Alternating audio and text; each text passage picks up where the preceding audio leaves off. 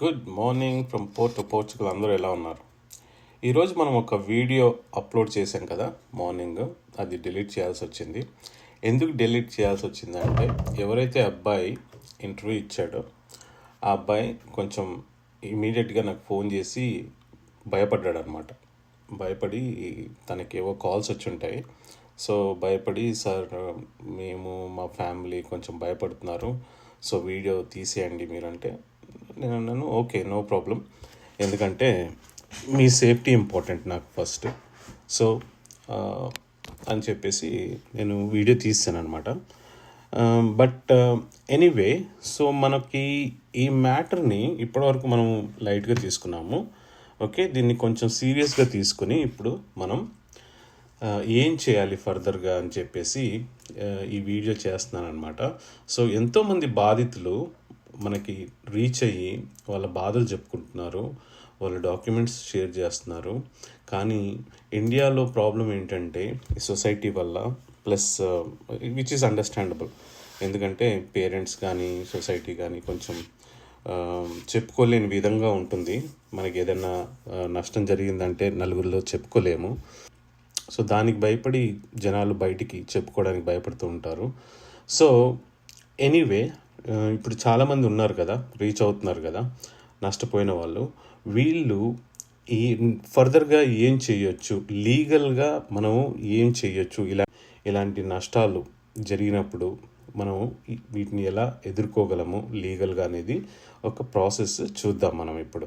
Okay, so ఇక్కడ చూడండి screen మీద, how to report a visa and work permit scams in Andhra Pradesh.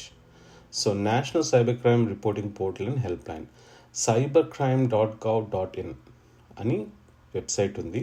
మీరు దాంట్లోకి వెళ్ళి ఆంధ్రప్రదేశ్ అని సెలెక్ట్ చేస్తే, ఇది సెంట్రల్ గవర్నమెంట్ది, అండ్ ఆంధ్రప్రదేశ్ అని సెలెక్ట్ చేస్తే స్టేట్ ఆఫ్ ఇన్సిడెంట్ ఉంటుంది, డ్రాప్ డౌన్. అక్కడ మీరు మీ కేస్ని ఫైల్ చేసుకోవచ్చు. You can also call national help line 1930.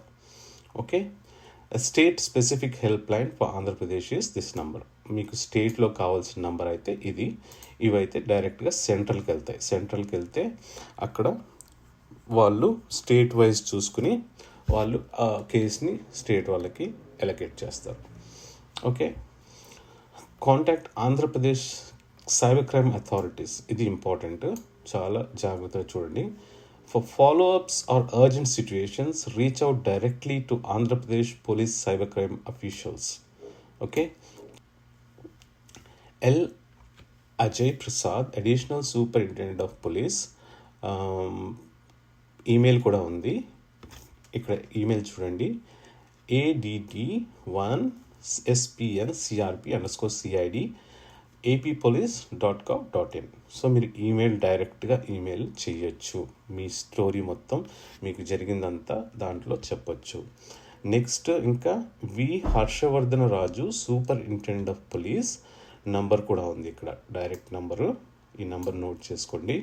అలాగే cybercrimes-cid@ap.gov.in ఈ ఈమెయిల్కి మీరు ఈమెయిల్ చేయొచ్చు. సో 2 ఈమెయిల్స్ ఉన్నాయి. ఇవి మీరు హ్యాపీగా యూజ్ చేసుకుని డైరెక్ట్గా మీ కేస్ని వాళ్ళకి ప్రజెంట్ చేయొచ్చు. ఓకే, ఇంకొకటి ఓడిఎఫ్సి సైబర్ క్రైమ్ హెల్ప్ డెస్క్, ఇదొక హెల్ప్ డెస్క్. సో దీనికి కూడా మనము ఈమెయిల్ చేయొచ్చు, cybercrime@odfc.co.in. ఇక్కడ చాట్ నంబరు కూడా ఉంది, 24/7 కావాలనుకుంటే చాట్ చేయొచ్చు మీరు వాళ్ళతో, ఇది వాళ్ళ number. Okay, local cyber cell or district police. After filing online, your complaint is forwarded to your nearest police station or cyber cell. You can also visit in person to follow up, especially if there is money involved or documentation like forged visa and all. Okay, in each district, specialized cybersecurity investigation units are being established under IG level leadership to handle such cases. అర్థమైందా ఇక్కడ? So each డిస్ట్రిక్ట్లో specialised cyber security investigation teams ఉంటాయి. వాళ్ళని monitor చేసేది ఎవరంటే IG level, inspector general లెవెల్లో monitor చేస్తారు వాళ్ళని. సో ఇది చాలా ఇంపార్టెంట్. ఓకే, ఇది NRI grievances cell via APN RTS.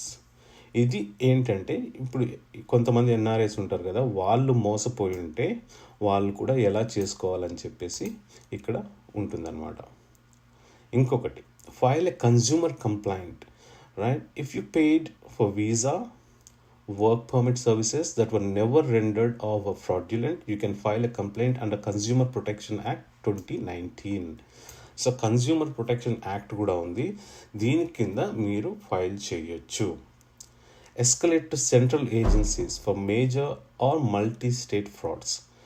Okay, for large scale scams or cross state operations, escalate to Central Bureau of Investigation (CBI) or involve Indian Cybercrime Coordination Center 14C, which collaborate with state authorities.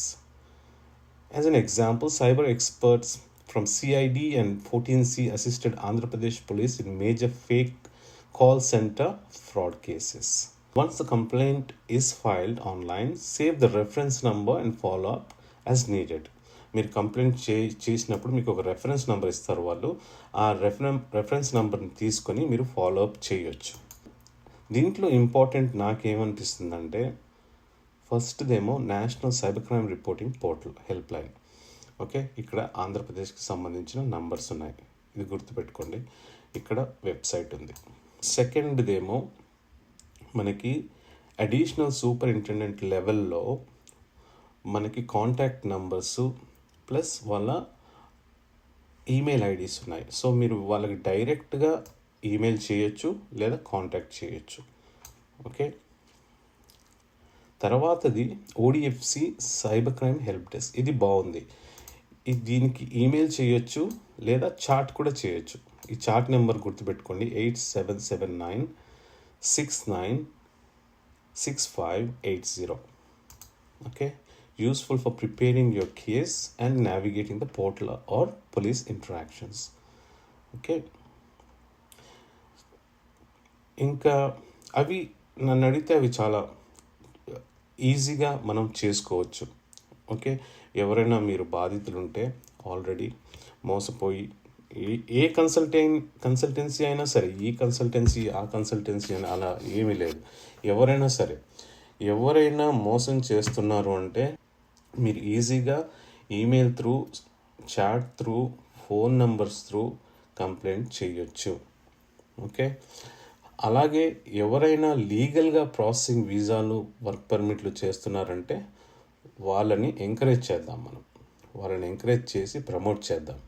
అలాగే ఎవరైనా మోసాలు చేస్తున్నారంటే వాళ్ళని ఎలా deal చేయాలి లీగల్గా అన్నది మనం ఈ విధంగా చేసుకోవచ్చు. ఇంకొకటి ఏంటంటే, మీరు ఏదైనా లీగల్ కాంట్రాక్ట్ సైన్ చేసినప్పుడు అందులో మోస్ట్ ఇంపార్టెంట్లీ 2 థింగ్స్ చూడండి. ఒకటి, first party, second party. First party name ఉండాలా, సెకండ్ పార్టీ కూడా నేమ్ ఉండాలా. ఆ రెండిట్లో ఏ ఒకటి లేకపోయినా కానీ అది ఆ డాక్యుమెంట్ లీగల్ డాక్యుమెంట్ కాదు. ఓకే, ఇది గుర్తుపెట్టుకోండి. సో అదేవిధంగా మీరు లీగల్ డాక్యుమెంట్ సైన్ చేసేటప్పుడు మీరు ఎవరినైనా లాయర్ని, మీ తరపు నుండి మంచి లాయర్ని తీసుకెళ్ళి వాళ్ళు చూస్తారు ఆ డాక్యుమెంట్స్ అన్నీ కరెక్ట్గా ఉన్నాయా లేదా. ఓకే, వాళ్ళు చూసి వాళ్ళు సైన్ చేయమంటే మీరు సైన్ చేయొచ్చు.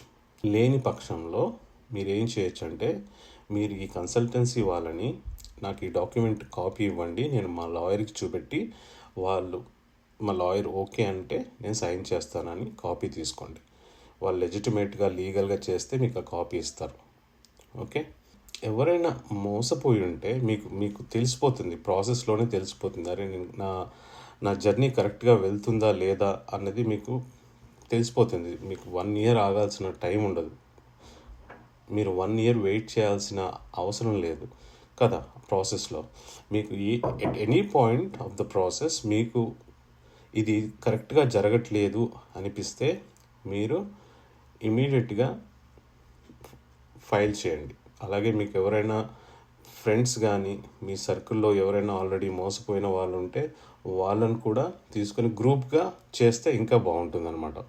గ్రూప్గా ఒక 5-6 10 మంది ఇలా కంప్లైంట్ చేస్తే చాలా సాలిడ్గా ఉంటుందన్నమాట. ఇవే కాకుండా మీరు ఇంకా ఫర్దర్గా వెళ్ళాలనుకుంటే సీఎం ఆఫీస్కి, డిప్యూటీ సీఎం ఆఫీస్కి కూడా మీరు ఈమెయిల్స్ పంపించవచ్చు. ఎలా పంపించండి అంటే ఒక గ్రూప్గా ఫామ్ అయ్యి, మీరు మోసపోయిన వాళ్ళందరూ ఒక గ్రూప్గా ఫామ్ అయ్యి మీ బాధల్ని నేమ్ వైజ్ మీ పేర్లు రాసి, మీ పేర్ల తర్వాత మీకు జరిగిన మొత్తం జర్నీ, మీరు ఎప్పుడెప్పుడు ఏం చేశారు, ఎంత డబ్బులు కట్టారు, ఏమేం జరిగింది అన్నది ఆ స్టోరీ అంతా రాసి మీరు పంపిస్తే దీన్ని కూడా వాళ్ళు చాలా సీరియస్గా తీసుకుంటారు. ఓకే, సో ఈ వీడియో మీకు యూస్ఫుల్ అవుతుందని, ఎంతోమందికి హెల్ప్ అవుతుందని, ఆల్రెడీ మోసపోయిన వాళ్ళకి కనీసం ఈ ప్రాసెస్ త్రూ మళ్ళీ రీఫండ్ వచ్చే ఛాన్సెస్ ఉన్నాయని అనుకుంటూ ఈ వీడియో చేస్తున్నాను అనమాట. సో మనం వీడియోలు చేయడం మాత్రం ఆపము. ఎవరు ఏదన్నా అనుకొని ఏదన్నా చేసుకొని, కానీ ధైర్యంగా వచ్చి ఎవరైనా నేను ఇలా బాధితుడిని, నేను మోసపోయాను అని ధైర్యంగా వచ్చి వీడియోలో చెప్పగలిగితే మనం దాన్ని డైరెక్ట్గా బ్రాడ్కాస్ట్ చేద్దాము. మీరు నేమ్స్ చెప్పాల్సిన అవసరం లేదు, మీ కన్సల్టెన్సీ నేమ్స్ చెప్పాల్సిన అవసరం లేదు, మీ పేర్లు చెప్పాల్సిన అవసరం లేదు, అడ్రస్లు చెప్పాల్సిన అవసరం లేదు. మీరు అక్కడ జరిగిన ప్రాసెస్, అక్కడ మీకు జరిగిన మొత్తం ఎంటైర్ జర్నీ ఎక్స్ప్లెయిన్ చేస్తే జనాలకు అదే అర్థమవుతుంది, జనాలకు ఈజీగా అర్థమైపోతుంది. ఓకే, సో ఈ వీడియోని ఇంతటితో ముగిద్దాము. మళ్ళీ వచ్చే వీడియోలో కలుద్దాం. అప్పటి వరకు సెలవు. Thanks for watching. Bye from Portugal.